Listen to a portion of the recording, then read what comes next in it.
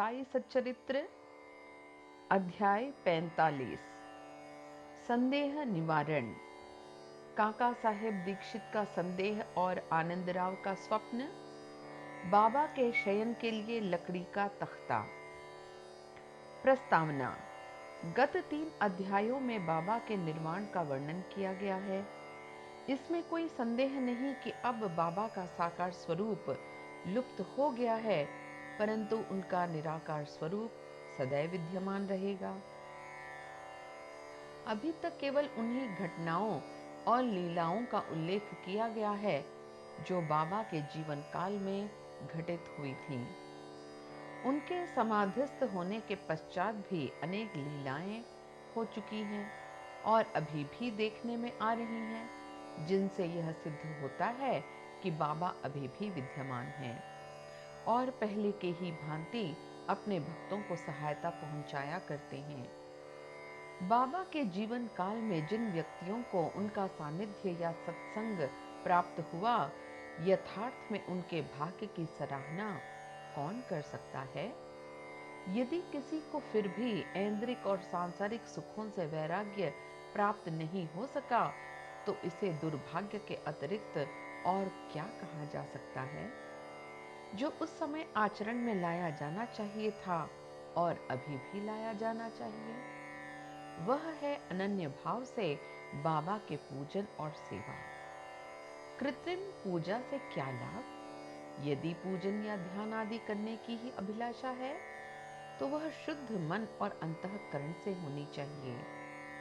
जिस प्रकार पतिव्रता स्त्री का विशुद्ध प्रेम अपने पति पर होता है, इस प्रेम की उपमा कभी कभी लोग शिष्य और गुरु के प्रेम से भी दिया करते हैं, परंतु फिर भी शिष्य और गुरु प्रेम के समक्ष पतिव्रता का प्रेम फीका है और उसकी कोई समानता नहीं की जा सकती। माता पिता, भाई या अन्य संबंधी जीवन का ध्येय आत्म साक्षात्कार प्राप्त करने में कोई सहायता नहीं पहुंचा सकते। इसके लिए हमें स्वयं अपना मार्ग अन्वेषण कर आत्मानुभूति के पथ पर अग्रसर होना पड़ता है।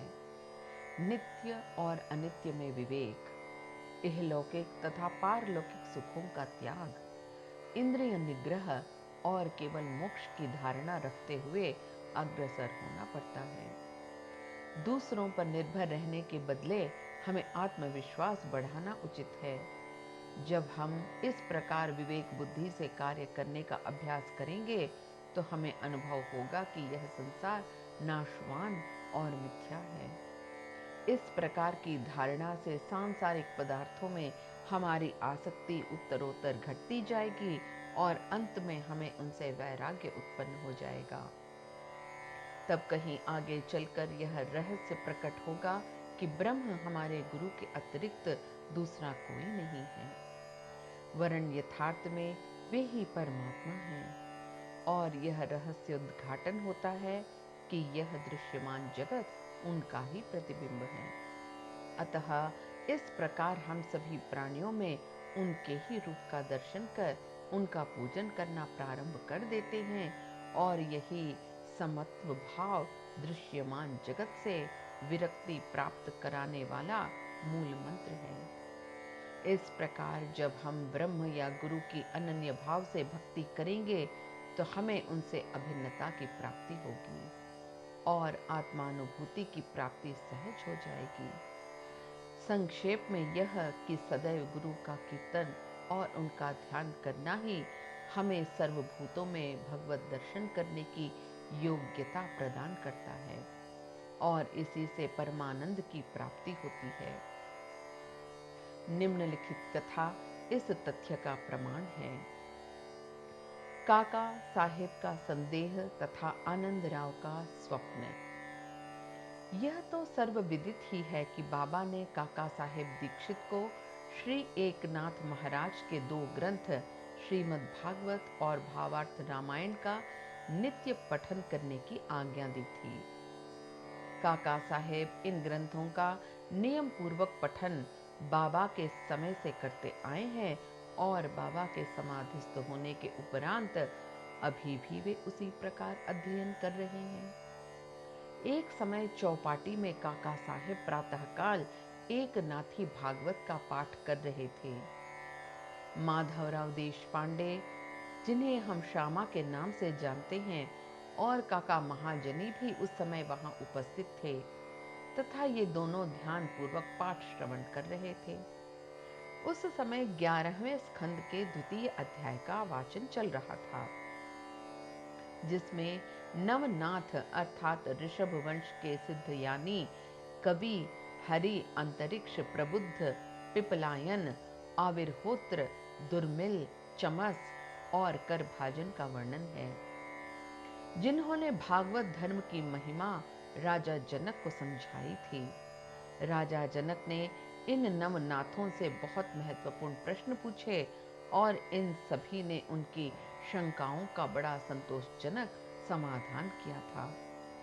अर्थात कवि ने भागवत धर्म, हरि ने भक्ति की विशेषताएं, अंतरिक्ष ने माया क्या है, प्रबुद्ध ने माया से मुक्त होने की विधि, पिपलायन ने परब्रह्म के स्वरूप, आविर्होत्र ने कर्म के स्वरूप, द्रुमिल ने परमात्मा के अवतार और उसके कार्य, चमस ने नास्तिक की मृत्यु के पश्चात की गति एवं करभाजन ने कलिकाल में भक्ति की पद्धतियों का यथाविधि वर्णन किया।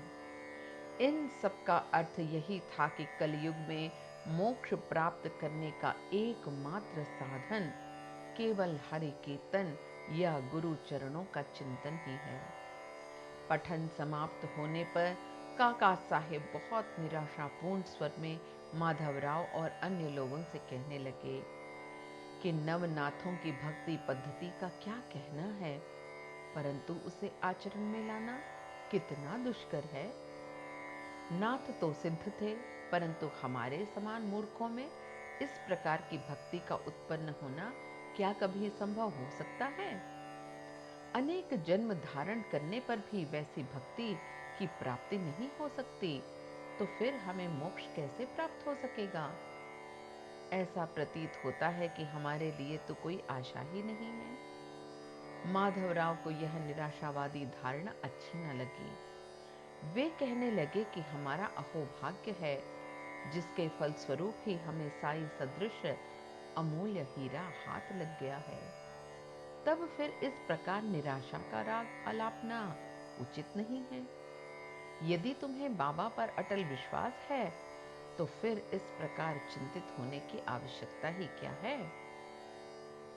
माना कि नवनाथों की भक्ति अपेक्षाकृत अधिक दृढ़ और प्रबल होगी, परंतु क्या हम लोग भी प्रेम और स्नेह पूर्वक भक्ति नहीं कर रहे हैं?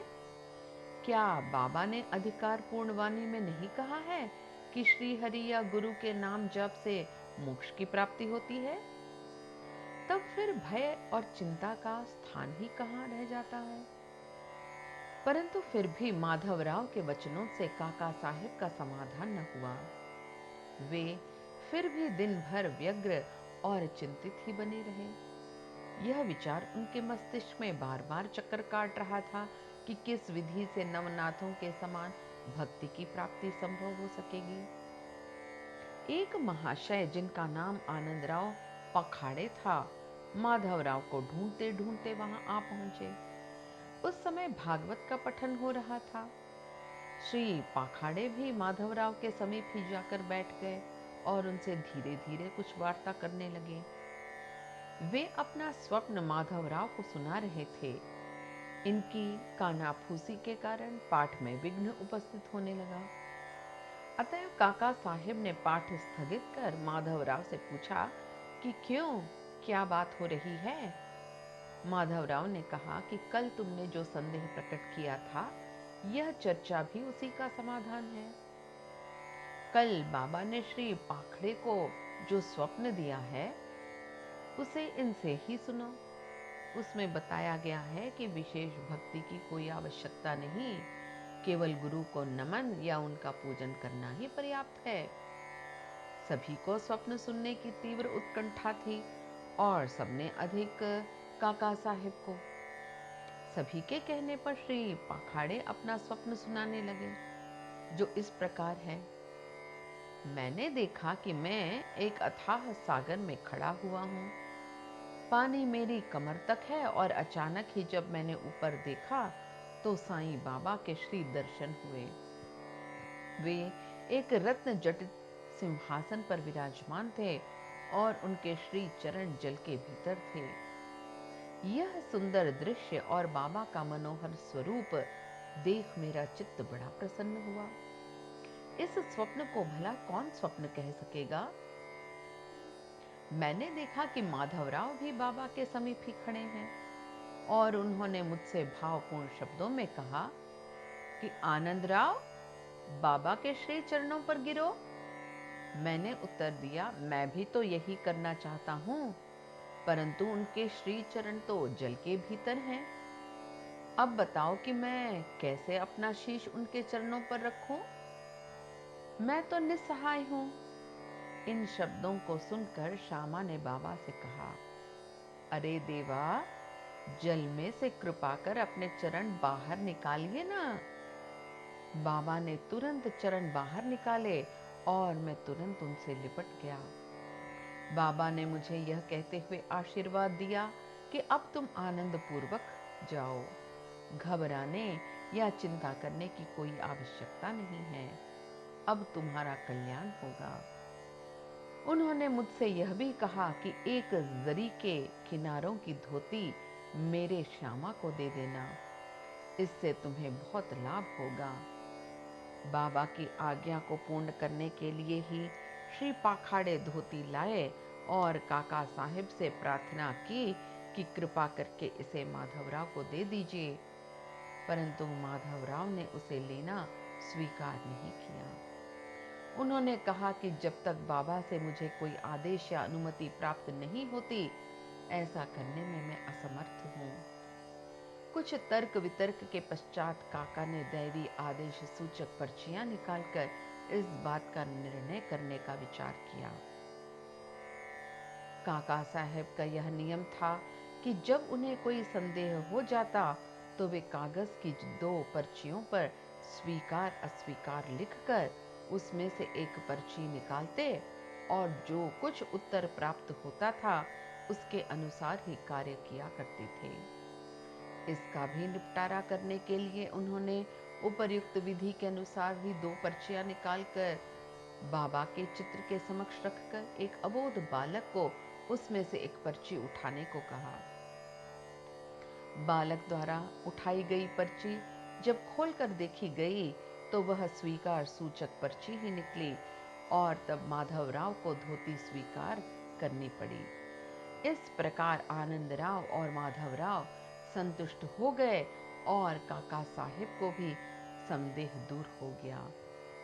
इससे हमें यह शिक्षा मिलती है कि हमें अन्य संतों के वचनों का उचित आदर करना चाहिए, परंतु साथ ही साथ यह भी परम आवश्यक है कि हमें अपनी माँ अर्थात गुरु पर पूर्ण विश्वास रख उनके आदेशों का अक्षरशः पालन करना चाहिए, क्योंकि अन्य लोगों की अपेक्षा हमारे कल्याण की उन्हें अधिक चिंता है। बाबा के निम्नलिखित वचनों को हृदय पटल पर अंकित कर लो। इस विश्व में असंख्य संत हैं, परंतु अपना पिता अर्थात गुरु ही सच्चा पिता है, सच्चा गुरु है। दूसरे चाहे कितने ही मधुर वचन क्यों न कहते हों, परंतु अपना गुरु उपदेश कभी नहीं भूलना चाहिए। संक्षेप में सार यही है कि शुद्ध हृदय से अपने गुरु से प्रेम कर उनकी शरण जाओ और उन्हें श्रद्धापूर्वक साष्टांग नमस्कार करो। तभी तुम देखोगे कि तुम्हारे सम्मुख भव सागर का अस्तित्व वैसा ही है जैसे सूर्य के समक्ष अंधेरे का। बाबा के शयन के लिए लकड़ी का तख्ता। बाबा अपने जीवन के पूर्वार्ध में एक लकड़ी के तख्ते पर शयन किया करते थे। वह तख्ता 4 हाथ लंबा और 1 बित्ता चौड़ा था, जिसके चारों कोनों पर 4 मिट्टी के जलते दीपक रखे जाया करते थे। बाद में बाबा ने उसके टुकड़े टुकड़े कर डाले थे। एक समय बाबा उस पटिये की महत्ता का वर्णन काका साहेब को सुना रहे थे, जिसको सुनकर काका साहेब ने बाबा से कहा कि यदि अभी भी आपको उससे विशेष स्नेह है तो मैं मस्जिद में एक दूसरी पटिया लटकाए देता हूँ, आप सुखपूर्वक उस पर शयन किया करें। तब बाबा कहने लगे कि अब मालसापति को नीचे छोड़कर मैं ऊपर नहीं सोना चाहता। काका साहेब ने कहा कि यदि आज्ञा दें तो मैं एक और तख्ता मालसापति के लिए भी टांग दूं। बाबा बोले, वे इस पर कैसे सोच सकते हैं? क्या यह कोई सहज कार्य है?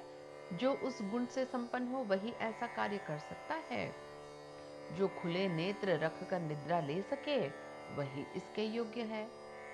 जब मैं शयन करता हूँ तो बहुधा मालसापति को अपने बाजू में बिठाकर उनसे कहता हूँ कि मेरे हृदय पर अपना हाथ रखकर देखते रहो कि कहीं मेरा भगवत जाप बंद न हो जाए, और मुझे यदि थोड़ा सा भी निद्रित देखो तो तुरंत जागृत कर दो।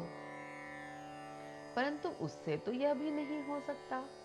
वह तो स्वयं ही झपकी लेने लगता है और निद्रा भंग होकर अपना सिर डुलाने लगता है, और जब मुझे भगत का हाथ पत्थर सा भारी प्रतीत होने लगता है तो मैं जोर से पुकार उठता हूँ, ओ भगत! तब कहीं वह घबरा कर नेत्र खोलता है। जो पृथ्वी पर ही अच्छी तरह बैठ और सो नहीं सकता तथा जिसका आसन सिद्ध नहीं है और जो निद्रा का दास है, वह क्या तख्ते पर सो सकेगा? अन्य अनेक अवसरों पर वे भक्तों के स्नेहवश ऐसा कहा करते थे कि अपना अपने साथ और उसका उसके साथ। श्री सद्गुरु साईनाथ अर्पणमस्तु। शुभम भवतु।